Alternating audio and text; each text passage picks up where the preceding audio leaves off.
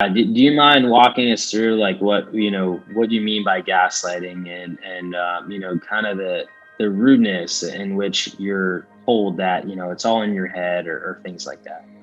I think denying symptoms that were actually happening to me. I think there's a huge disconnect in our modern medical system where people expect to see, they need a visualization of an illness. But mold is tricky because in the earlier stages, it doesn't manifest so obviously. So there's a lot of truth that I would be relaying to different physicians. And at times I was told, well, that can't happen.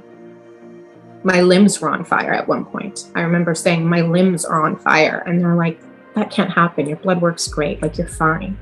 And I was always reverted back to the old, we have a psychiatrist, we have some Xanax, we have some Prozac, we have some Lexapro.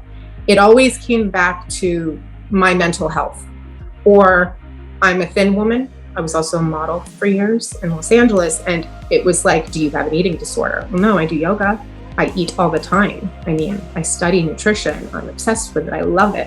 I love eating. I'm an investor in a restaurant, and there was nothing that I could say to prove otherwise.